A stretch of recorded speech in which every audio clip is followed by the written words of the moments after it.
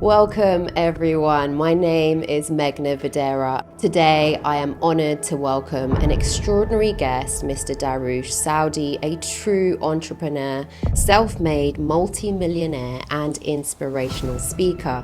He is also the founder of the Gladiator Summit, a platform where entrepreneurs and visionaries come together to share their expertise, talents and incredible stories of growth and resilience. Dariush's journey is nothing short of remarkable. Starting again at the age of 44, he moved to Dubai after a series of life-changing events and a devastating heart attack that left him with a 25% chance of survival. With just $700 in his pocket, he took a leap of faith and came to Dubai determined to rebuild. What followed is a story of grit, resilience, and incredible success. Today, we'll explore Dariush's journey, the lessons he's learned, and how he continues to inspire those around him. I'm excited for all of us to learn from his experiences and insights. Dariush, thank you for joining us today. Your story is incredibly inspiring. Could you take us through a little bit about your journey and what challenges or pivotal moments have made you come to Dubai? Do you know, probably your audience has heard this so many times. I'm sick of saying it, yeah? So where can I go where nobody's heard it before? I'm dyslexic, so I knew school wasn't for me. I'm Iranian born. I was the first foreign kid at my school. So that I remember getting bullied every day. So even now at my age, I still walk with a little bit of like this, you know, that because I was embarrassed of being who I was.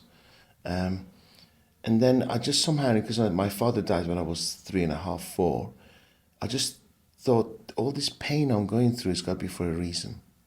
You know, what is this reason? Because normally kids don't get this much pain. There's lots of kids worse pain than me, but I didn't have a good childhood. Okay. So I thought there must be a reason for this pain. And then when I was going on personal development courses around the world, people used to say, Dariush, your energy is amazing. Your energy is amazing. I was like, maybe this is my gift, right? So I started speaking about my vulnerability, my life, my lessons, and it got traction. And why I came to Dubai, you've heard the story before, but I have, but so I many got held at people may knife not point have. in my house. I was wealthy. My kids were in the house. My ex-wife lived in Dubai, so I got rid of the thieves. Sent the kids to Dubai that evening. A few weeks later, I had a heart attack, lost my business, lost everything in 9 months. And then when I was in hospital bed thinking I was going to die, I actually was not facing death. I wasn't scared. It was weird. I was like, okay, this is it. But then why I was crying was I was thinking, but I don't want to die alone. So I thought, no matter what, if I survive this, I'm going to go back and be with my kids. That's how I came to Dubai. I was honest, told people why I was coming to Dubai, and I got raped. I got gazumped. I got taken advantage of. The buyers paid me 10%, didn't pay me the 90%. I thought, you know, they said sue us. I thought I'll be years in England, you know, to just want to get out, burn my boats. Yeah. Came to Dubai with $700 in my pocket. Wow. So looking back at everything you've been through and accomplished in your life, what are the main takeaways or lessons that you can teach, us who are trying to action these things to Know get your to values, right? Because what happens is when you're young and you're striving, you tend to be like a little bit blinkered, like the horses when they have blinkers on, because you want to go to the destination, and you sometimes miss what's around you. So just take a pause and think, right, am I taking this decision now because I need it to get me to the next step? Or am I going to have negative feelings and emotions towards this decision because I'm making it based on my current financial situation? Right? A lot of times I just took the decision because I wanted to strive. I need the money now. And I inherited and attracted the wrong people, wrong energy in my life. So I would say, know your boundaries, write your values, tell people up front. And then there's no grey area afterwards. No, Because of divorce course. is expensive, right? So it isn't it. So you form But it's so relationships, difficult. I mean, partnerships. whilst you're in it and obviously trying to get the monetary, stability, it's difficult to look much further than that, and It's what's in front difficult, of but it's you. not impossible. Life is difficult, right? Of course. Don't wake up in the morning thinking, I hope like my life's going to be easy. Yeah, wait, hope, because if you're handling difficult challenges, you Yeah. get richer. No, of course. So So tell us. every single day I make difficult decisions. Like somebody offered me a job as a CEO yesterday, Okay. 2 days ago, of a company, paying me a lot of money. I could be billionaire status. And for some reason, the contract didn't arrive as they promised yesterday. Okay. And they phoned me to say, I'm sorry, we're late. Your contract will arrive today. But now I've made up my mind. I don't want to do business with them. Oh, really? Okay. Because I'll be depressed. I'll be miserable. They have the wrong culture, wrong mindset. Is that a do what you say attitude? Because you seem to have this I do what I say. Because Which I've otherwise, seen. yeah, I remember teaching people how to make money, and I was skint, right? And there was kind of this disparity, is that what they call it? Yeah. There was a conflict about what I was doing, how I was living life. But it was a lot easier to teach people how to make money when you're rich. Of course. Or it's a lot easier to live in abundance when you teach abundance. Manifestation when you truly believe in manifestation. 100%. So I think I'll be a fraud if I didn't practice what I was Preaching, of teaching or course. sharing. But I feel like that's the world we live in, unfortunately. I think, especially with social media, it is about, I don't know if you want to call it fake it till you make it, or, having that mindset of, bringing that to you. Do you think we have a choice to step out of that, especially when we're struggling? So taking you back to not where you are today, but taking you back to, let's say, when you first arrived in Dubai with that $700 in your pocket. Yeah, the mindset you had then versus the mindset you have now. I was probably more focused then than I am now. But let's go to the social media thing, okay? Okay. It's actually more true what we see than ever before, because the agents and the PR companies control the narrative, right? So when we saw Paul Newman or Raquel Welch, these are the old superstars, Frank Sinatra's of this world, Yeah. there was no social media, Of right? course. So you believed in the way they wanted you to believe they live life. Yeah. But now you see them without the makeup, waking up in the morning, going shopping. So social media, but then at the same time we've got brains, okay? Very rarely somebody young makes loads of money very quickly. So we have the power of thought, right? So we can say this is fake, this is not fake. Yeah, but unfortunately it's too accessible because we're just getting addicted now to be on that phone looking at things that are totally irrelevant in our lives, right? But when you were running around trying to create the business, because I hear stories about when you used to go to the hotels and, use them as your offices. Yes. Because you didn't have somewhere. You had to put on that suit, present yourself like you had the money. I Too wanted to attractive. hire my first member of staff. I didn't have an office. Nobody will start because they just shared a vision. It was like, this is my office, hotel Yeah. lobbies. It was so difficult hiring someone. Of Now we've got course. people queuing because we have an office. Really weird, right? So it's very difficult to find somebody having the vision when you have nothing. Of course. That's why I admire Sheikh Mohammed so much. Okay. So much. To build this vision. country despite all those challenges and lack of foresight and vision and negativity. 100%. That's why I feel like Dubai creates the impossible. And you don't have to have this mindset of ambition, but it does attract people who want more for themselves. Sure, even now, I don't like walking away from money, but even now, I walk away and it's tough because they don't share the same values. I was more sensitive then and I was more skint then, but I was so driven. There was no negotiation. I was going to make 100 calls. I was going to do 6 appointments a day. I was going to serve 2 clients a day. It was just systemized. Okay. And I sold my soul. I was in Deira at 8 o'clock at night doing group interviews, and next morning I was in Marina doing it. Honestly, I drive by sometimes some of these buildings and I get emotional because it comes back to feelings I had 15 years ago of I can't pay rent. Yeah, I can't cover my Okay. car rental or school Survival. fees to the children. It was death. Yeah, it was either that or die. So it's a lot easier to get motivated when that's your other option. It's a lot more tougher when you're comfortable and you think, okay, if I don't go to work today, everything's going to be fine. So there's no growth in it. Of course. So what was it that made you, I know you speak about your children, but what was it that really made you motivated to keep going, especially when you weren't seeing the results? Because a lot of It takes us, time. as entrepreneurs here, we put in a lot of hard work, and obviously there is the mindset side, which I will ask you about. However, what is it that kept you going to wake up every day without anything? The fact that I knew my life was worth more.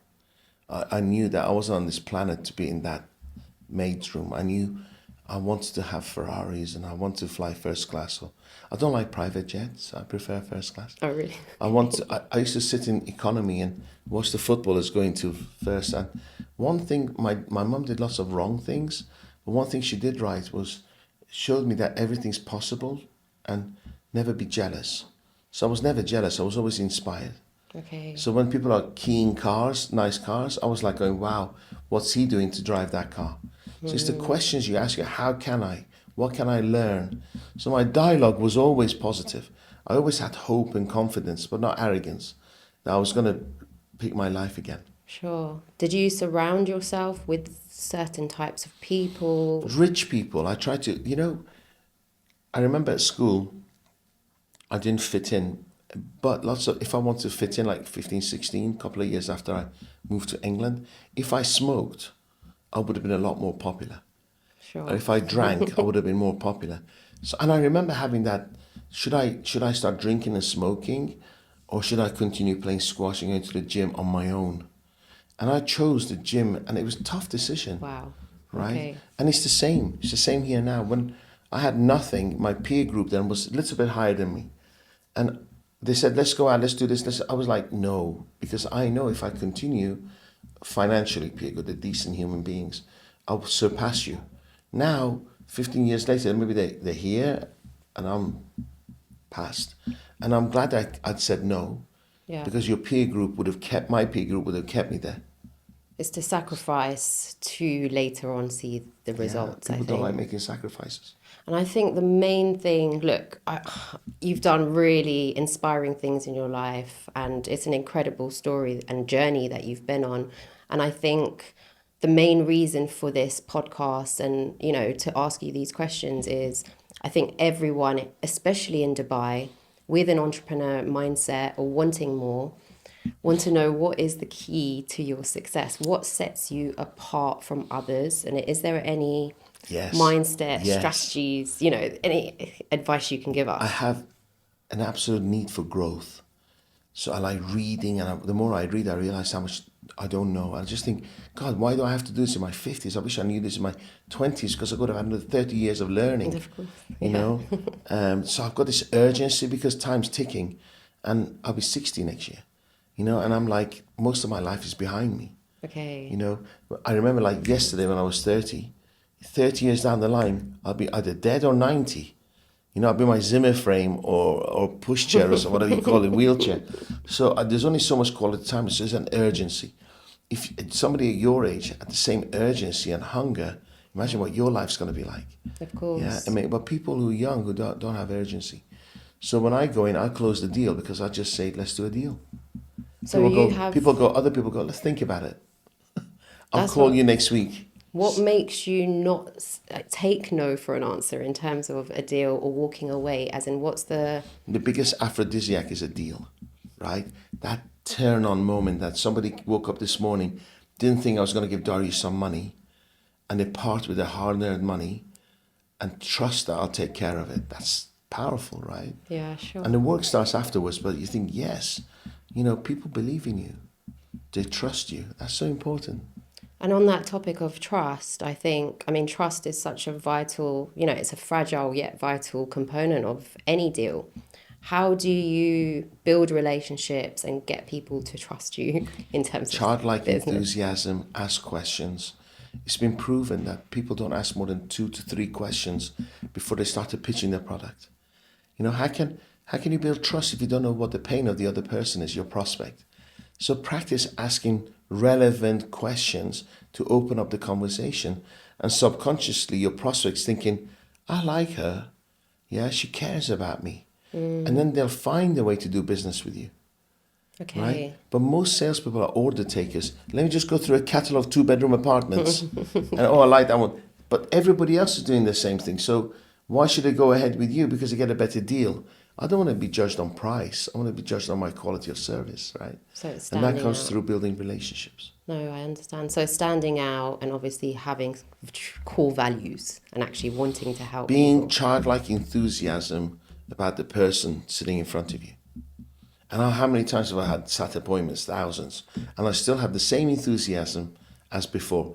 And when I hear their problems, I probably heard that problem 100 times. But I still pretend it's the first time. And a phrase we hear a lot in sales is buyers are liars. I created that. How did you? I created that. Well, it's in the UK. It's all over the world. I created it, you cheeky monkey. I've been doing this for 40 years. So how do you handle that dynamic and break through, the mistrust and understanding the buyer's, motivations? Are you a buyer? Yes, everyone's a buyer. So are you a liar? Probably sometimes When? when I'm trying to run away from someone. Give me an example. So in maybe a sales pitch, a sales call, even going to a shop in a retail environment. You've sometimes heard me talk before, haven't I you? have. That's you using that, you cheeky monkey. Yeah, what happens is there's different rejections, right? One is a smoke screen and one is real rejection. Okay? Most salespeople are weak. So they hear a smoke screen like, I don't have the time, I'm just looking, send me some information. Yes, and they go, okay, and they react to it. But if they understood, that's just a smoke screen, that's just a lie to put you off. They just don't trust you enough. If you had the skill to overcome it, you don't take rejection or smoke screens personally. You just go, okay. What is the skill to overcome it? Beat them to it.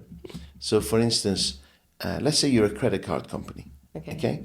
Normally what happens is this. You call me up and I go, hello, I'd like to introduce you to the bank selling you the credit card. And your thought is, what's your thought? You go, oh no, not another one. I've had 10 of those today. Yeah. Right? What do I say? Not interested, thank you. And they go, okay, no problem, thank you, bye. Put the phone down. And you think, they didn't have much belief in the credit card. Thank God I put the phone down on them. Right? Yeah. But what if I phoned you up and said, hi, Meg, this Dariush here from HSBC, whatever, took my credit cards. I'm probably the 10th person who's called you this week. Mm-hmm. If you allow me 30 seconds of your time, I can prove why I'm not like anybody else. Okay? And this could be the best 30 seconds you ever spent. Would that be okay? Great pitch. And in terms of delivering on your promises, what gives you the confidence to deliver? And this is, looking back at your, first, when you first arrived. You're my client. I'll take a bullet for you. Okay. Nobody's ever said, maybe, lots of people, they think to be in business is to be liked. Yeah. Okay. I do care in a way, but it's not my primary importance to be liked. I deliver. So people say, I don't like Dariush, he's like a ninja, he's confrontational, but I deliver. And that's it. I'm in business to deliver and over-deliver. And that's it. If you want to be with my friends afterwards, it's fine. But let's not mix the two. Of course. Okay. Dariush delivers. I mean, taking us and that's not just pizzas. Yeah. Taking us to your principles. So what principles or values have consistently guided you through maybe career and your personal life? Honesty, resilience, speed. These are really speed stuns. I do things fast, even at my age. I walk fast. I make fast decisions. No, seriously, I don't hire people who walk slow. Okay. Yeah, because just where the wind takes me. If you go fast, you're going somewhere. Yes. Keep your eye on your goals on a daily basis. Yes. Positivity. Believe in abundance, not scarcity. Because there's money everywhere. If Richard Branson loses his money tomorrow, he'll be a billionaire in a year. Because his energy and his contacts and the conversations he has. Right? Resilience. Life is hard. Wish for big problems. Just strengthen you can tackle problems easier than anybody else, right? I mean, with your, I mean, so much experience, especially in Dubai over the last 10 years, what advice would you give to your younger self? So, obviously, with what you know now, what would you have done differently? No, I didn't have access to the internet. There was no internet when I Okay. was young. So I couldn't have done much because there was very short access to information. Now I learn more. I watch more positive videos. If I was like 18 now, 20 now, I'll listen to positivity. I did pretty much everything right, but I just didn't have information. So I was a bit of a lost soul. But if you're blessed to be young now, you can learn from Elon Musk, you can learn from Jeff Bezos, not Dariush, because everything they do and say is online. But there's so much information out there. And I think, I mean, I'm one of these avid listeners of YouTube podcasts and Diary of a CEO, and there's so many things out there which I'm learning all the time. But I feel like you can be a beacon of knowledge and not action. But don't And be it's a course putting junkie. it's You putting got, it into action, I think yeah. you got to have a goal that how much you're going to earn next year, and then work backwards. Okay? Okay. So I want to earn $1 million. I have to earn this amount of an hour and per minute. And that's how I lived. So I found myself that I didn't waste too much time doing anything else that derailed me. Everything I did was broken down because if I lost that hour, the next hour I had to earn double the amount. So you never had a lazy day? Never. Really? I couldn't afford it. What about now? Now it's different, yeah? Or you still don't?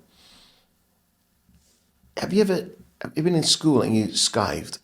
Yeah. You called in sick.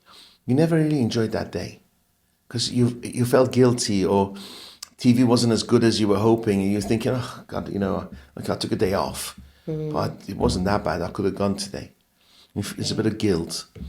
There's that. If I do that, I have guilt that I cheated today. Okay. Yes, and I have a medium-sized company, but I just constantly want to drive my team because again, I owe it to them to push them. They came to work for me as an opportunity, not a job. So it's my job and my role to push them. So if I rest and laurels, I'm letting the team down. Okay. I think one thing I've learned, especially from you, is make money but help people at the same time. And I see that a lot in what you do in your life. What is it that makes you, I know you're still wanting to make the money. However, what makes you want to help people? Too many times you say however. Oh, is it?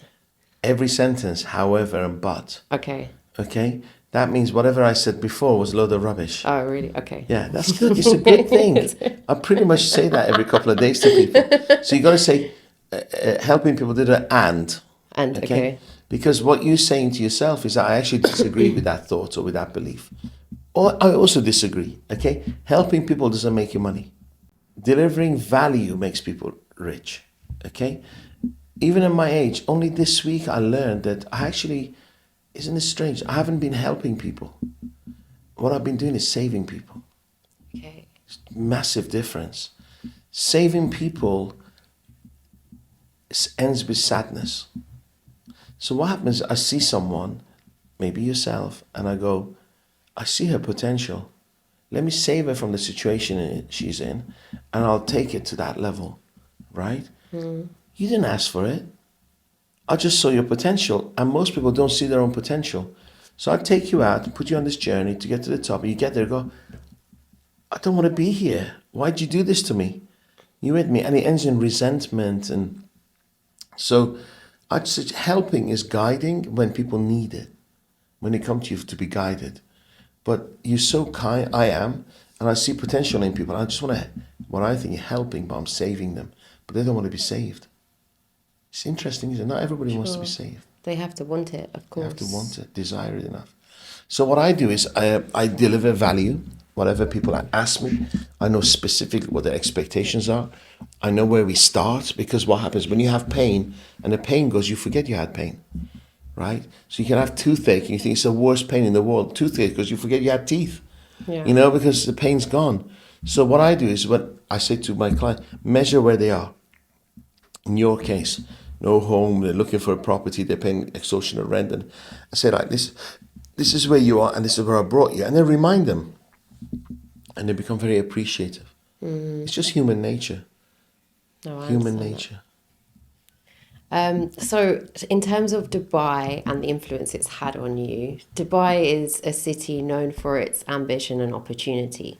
Most people who are here, like I said, want more or striving to be an entrepreneur or, the chase for a better life. How has living and working here influenced you personally and professionally, and what unique advantages has Dubai offered you in shaping your success? You're from London, I'm from yes? London, Yes. yes. So I'm from Manchester. Manchester is a valley. And Romans came to Manchester because there's dampness for cotton industry, Okay. right? So it was always dark and grey. And I noticed coming to Dubai, it's flat and sunny. So I see subconsciously a vision. I see distances. What I couldn't see in Manchester was the tree and the claustrophobicness of the cloud, the grey cloud. So just literally the air, the sun, the flat land is I love. Okay, so I came to like, and also I'm Iranian. I never really fitted as British, although I have a UK passport. I never really fitted in as an English person. I went to Iran and I never fitted there. I was too westernized. Dubai created an environment, no matter where you're from, it could be home to you. There's a Okay. lot of acceptance. And also, I'm not very good at small talk. So Really? if we met in a bar or something, I'd be like, she's hot. Yeah, I wouldn't know what to say. Really, I wouldn't know, right? When I was young, I used to wait for the girl to hint they liked me. Then I'll go and talk. No I way. never You come across approached. totally opposite, actually. No, total rubbish. So in Dubai, you can sit with someone and say, right, how can we do business? On the go. On hello, you can say, how can we help each other to do business? So in business, do you put on, like, that's your stage and you are someone else, or how do you do it in terms of When you say performing? stage, literally on stage. No, as in, like, when you're having a conversation or trying to, Well, close it's the not deal, very are good. you, Yeah, I just keep it business-like all the time. So what happens is most people get derailed, so the conversation goes different places, and subconsciously they're thinking, I've ended up here now. How am I going to bring it back to close the deal? I keep my eye on the deal all the way through the meeting. okay, My clients, my prospects are put through the process. So there's no coincidence where I sit, how they shake their hands, the type of conversation I have, what I share with them, how I okay. sympathize, how I take them to a journey of positivity and optimism, everything. So you've always got it at the forefront of your That's what I'm mind. there That to do. I'm not is, there to build friends. sure. Most people are there to be liked and build friendships. No, of Now, here's the course. thing. We're on the 38th floor, and every single week I see cowboy, young British salespeople in the commercial real estate industry. And I'm repulsed by it. One, it triggers the bullying that I got in the past. Okay. Okay. And secondly, I'm thinking, you're not going to get anywhere by your cockiness or arrogance or your passport. It gets you through the door, but you really have to work at it and you really have to deliver on your promises.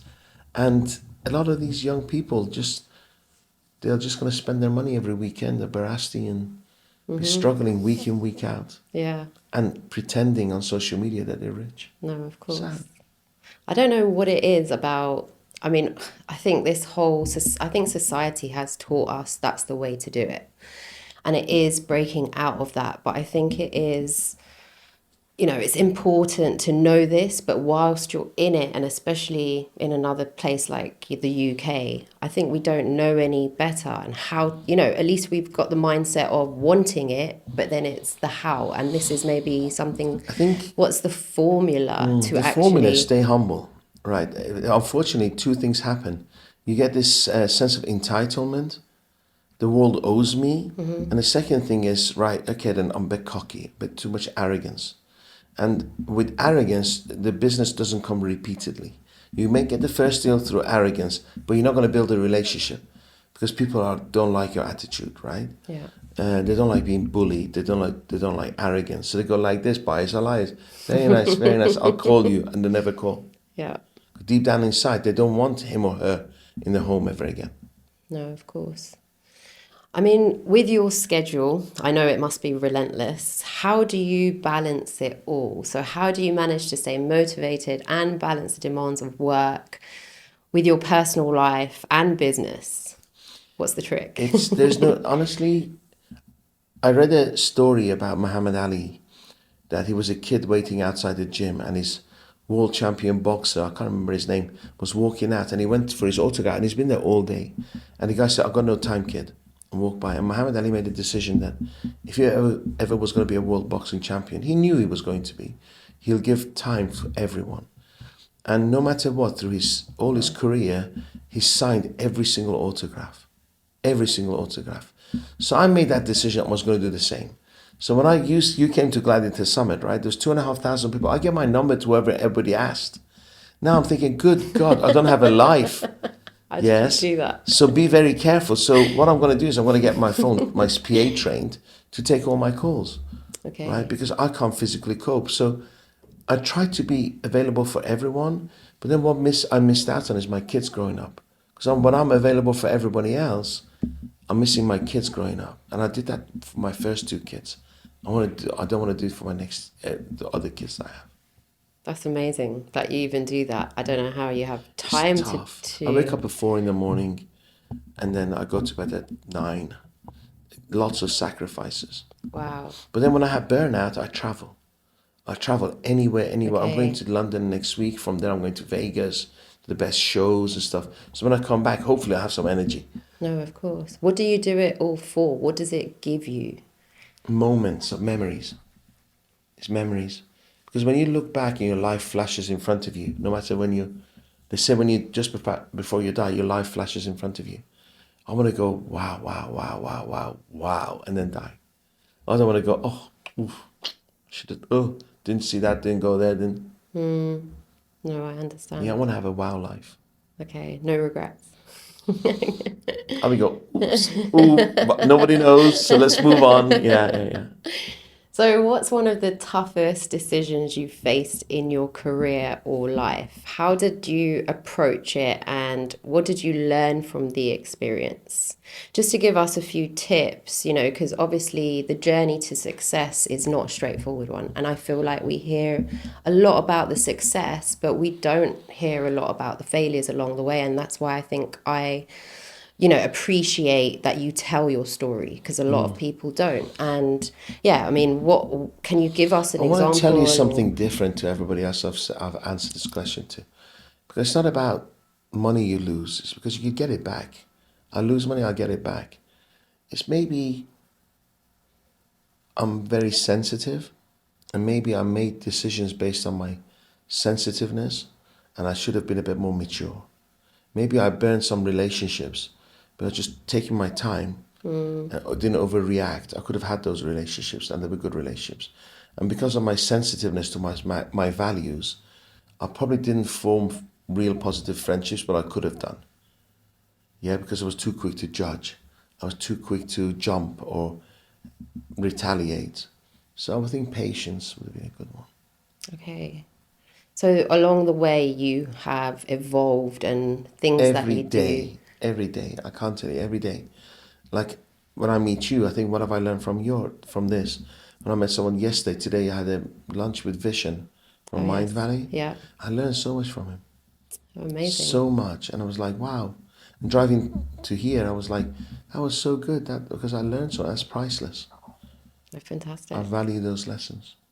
So from all of this, putting all your knowledge together, like for aspiring entrepreneurs, what's your, who want to follow in your footsteps? And I kind of see people like you can make it easier, or maybe it's not shortcuts, that we want, but we want the tools. And what tips can you give us in terms of being like you in this? Be honest. Be honest. Don't do what other salespeople do. Paint the most amazing picture to your prospect that if you do business with me, it's going to be roses and it's going to be wonderful, because the prospect knows that you're trying to get their business. So what you do is always be honest and say, you know what, Mr. Prospect, I'll take a bullet for you. When things go wrong and shit hits the fan, I want to be picking up my call at 11 o'clock at night, because I don't do 9 to 6. I'll pick up your call at 4 in the morning and I'll take a bullet for you. So when things go wrong, I'll be the first one there fighting your battles. That's what you're going to get if you spend money with me. So you actually say that? Yes. Okay. People avoid it. Yeah. People avoid it. And the person goes, wow, this is the reason I haven't been going ahead with anybody else, because I think, are they going to take my money and run? Are they going to take my money and not take my calls? What if some, because we are, our brain is built to protect us, right? She's telling me that if things go wrong, she'll protect me. So my brain likes her, you see? Because when I meet you, I don't think, oh, she's gorgeous, she's this and she's wonderful. And I think, uh-oh, woman, I've had woman problems before. Yes, oh my God, brain, protect.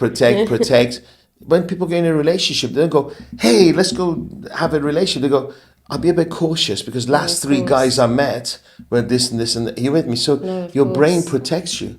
So sometimes you can become oversensitive. Like somebody burn themselves with a bald guy. I walked in, oh, he's just like him. They judge you by the cover. So it's all up to you to reassure them that they're going to be safe.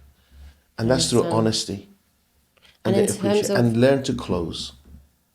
This is what I was going to say. Yeah, what is the formula to closing the deal? Is there something that you can say, or is it doing the whole pitch so well and building the trust so well that Meg, I'm going to spend 1 hour with you. Yeah. Okay. And at the end of this meeting, I'm going to know exactly what properties you want.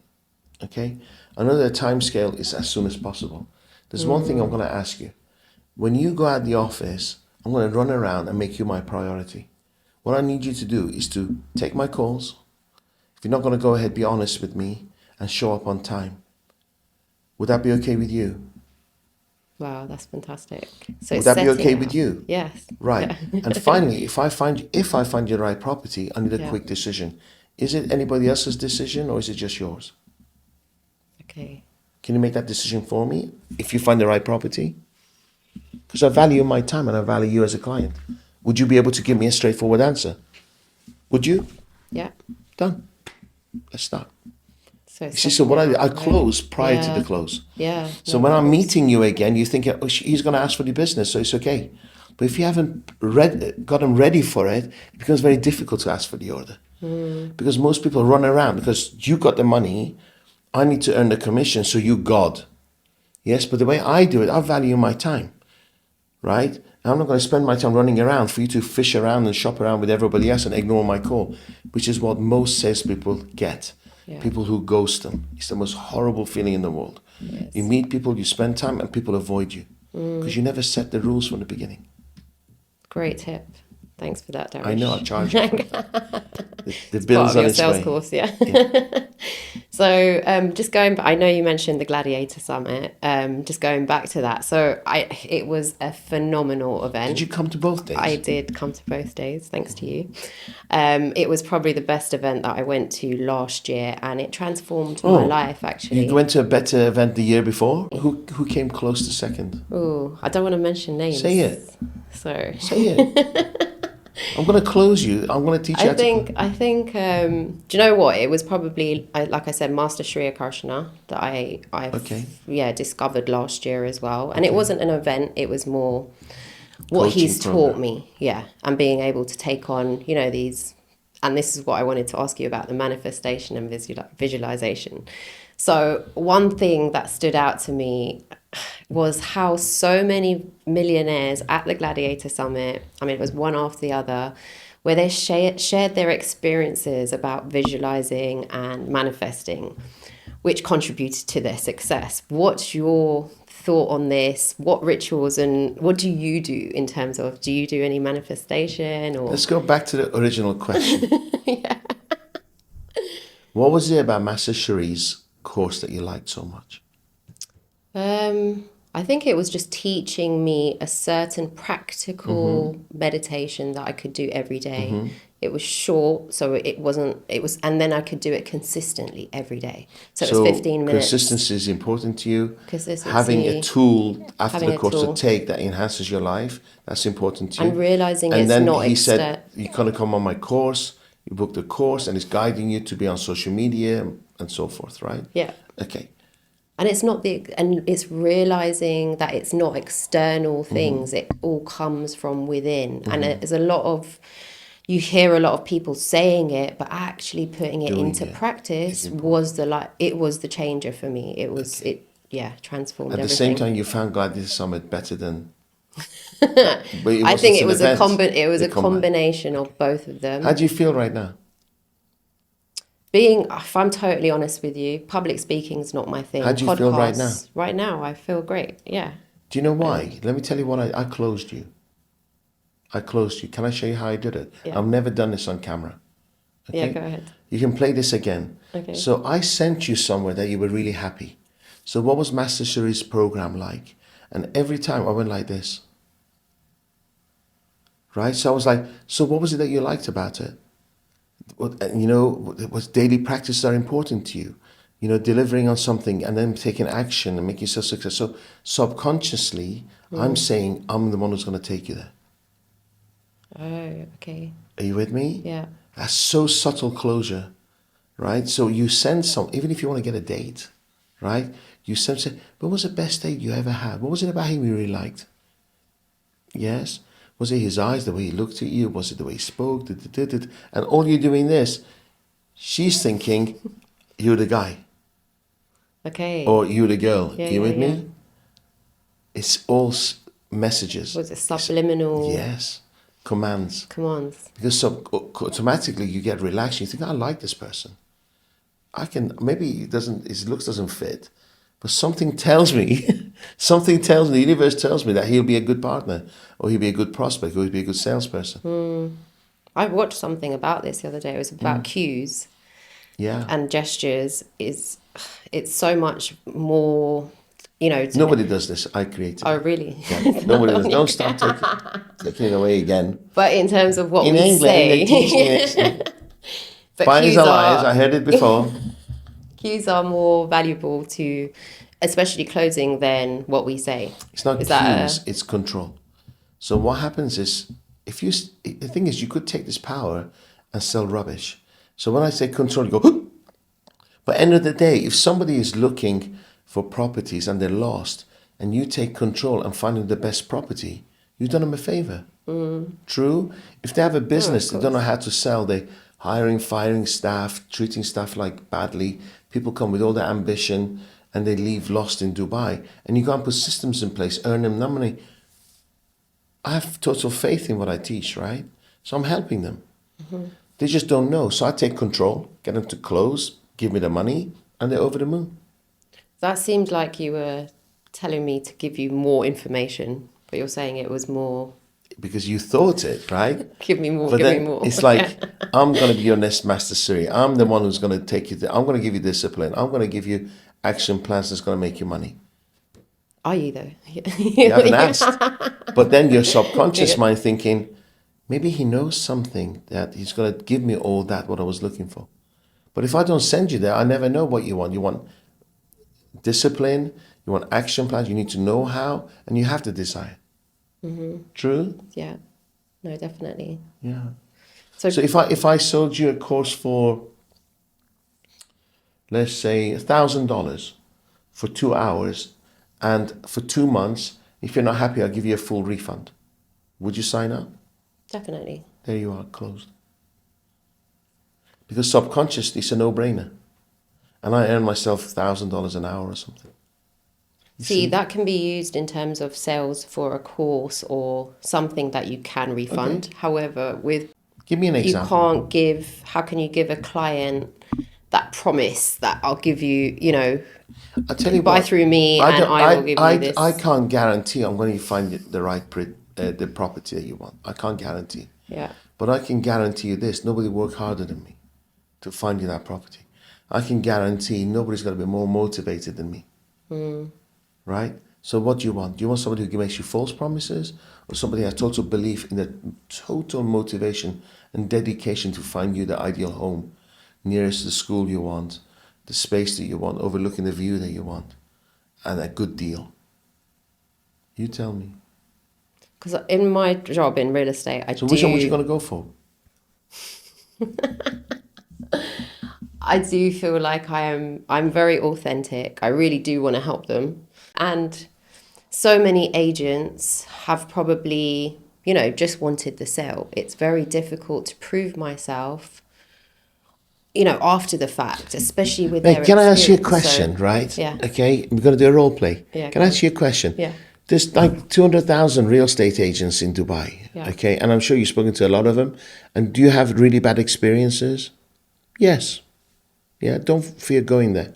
If you could choose the perfect real estate agent, okay, what would that be? Okay. And I'll take notes. I'll And take then be notes that- and I'll just repeat then and be be that that one, yeah. Yeah. But here's the thing. I'm going to ask for your commitment. I don't want you to talk to 10 different real estate agents because I don't do Dutch auction, right? You give me your dedication, I'll give you mine, Okay. okay? Because I do value my experience, I do value my energy. And I have bills to pay, and I have people to support. And I can give you that 100% commitment if I know you're going to be totally dedicated to me also. I believe in win-win. Is that okay with you? Yes, of course. And some will say no and say, okay, next, send Yeah. that shitty prospect to your competition. Seriously, right? The reason people jump up and down because they don't have enough prospects. I've got prospects coming out of my ears, so I don't have to say yes to the first person who comes and take their money because I don't need it. There's somebody else waiting and somebody else waiting. Have that act as if attitude, not arrogance, but confidence. Is this the same principles that you used when you didn't have Yes. anything? It's Yes, always but been the same. I charged 2,750 dirhams a month. Yes. Wow. Okay. Now I charge 15,000 dirhams an hour. Wow. Yes. Of course. But it's Just the same my information. self-worth increased. I definitely had more energy 15 years ago than I do today. Right? But I know my worth more. That's sad, isn't it? I could have charged this 15 years ago, people would have paid. But my way of looking at life has changed. Universe is the same.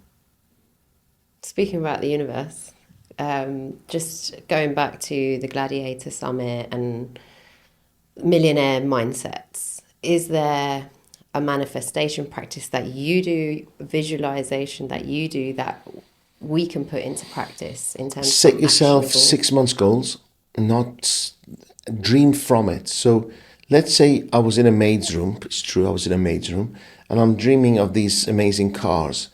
I open my eyes and I'm in this maid's room. I'm like, you're an idiot. You can't even have a Yaris and you're thinking about a Ferrari, right? So what I did was I sat myself in the Ferrari. I dreamt what this leather smelled like, how I felt when people looked at me, and then the universe will bring it. So dream from your goals, not towards your goals. Because your reality will tell you you're an idiot, right? I'm rich. Oh shit, I can't afford that coffee, Yeah. So you look at the type of friends you're going to have when you're rich, which holidays you have, and be on that beach, be on the Maldives, be this, and then miracles happen. But take action. Put the bag of chips down, put your remote control down, leave the house, learn from people like me. What do you say when you ring someone? How do you get them to make an appointment with you? How do you get them to buy from you? Stop watching Netflix and use that Stop time. watching Netflix, yeah. So in terms of your routines, so morning routines, I know, set the tone for the day. Is there some actionable routines that we could be doing? Wake up at 4 or 5 in the morning because there's no noise, there's no distractions. Definitely breathe, do some breathing exercises. I should go to the gym. It's just I haven't been. I need to get back into moving my body. Move your body. I haven't, and I don't feel good about myself. I look in the mirror, I don't like what looks back, and it's not good. So I've become a money-making machine, but I've not looked after my health. So I have a good balance in life. I'm working, and I'd really slow down at about 9:30. I slow down because I achieved the whole day. Because at 9:30, what happens? Everybody else comes to you, so you're fixing everybody else's problems. When you need other people to talk to, which is after 8 o'clock, do the toughest tasks first, and the rest of your day is easy. No, that makes sense. Thank you for that. And You're I know I've taken up a lot of your time. I do want to ask you just one last question. Looking back at your life in terms of your proudest moments, what are you, most proud of My what you've kids. achieved? My kids.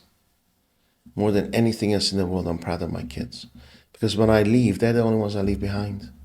Nobody cares about Disney. Nobody cares about Ford. They're just badges on a car or a logo. Yes? But people do care about the people you left behind to serve others. So, and when you have children, do you have children? I don't know. When you have children, they're the only human being. I'm very competitive. That I want them to be better than me in anything and everything. And when you see that, you think, maybe I achieved something good. Yes. So ultimately, it's about love. Everything's about love. The way it's about love. Thank you. Thanks so much, Dariush, Thank for you. your time today. I'm sure we will do a part 2 to this. When you arrive in your Bugatti. Yeah, exactly. Wow, what an incredible conversation with the one and only Mr. Dariush Soudi. His journey from rock bottom to building a legacy is nothing short of inspiring. Through this episode, Dariush has shared invaluable insights on persistence, trust, resilience, and the mindset of a modern day gladiator that can inspire anyone looking to overcome challenges and achieve greatness. What stood out to me the most is how, despite his busy schedule and success, Dariush takes the time to help others, share his wisdom, and empower people to unlock their potential.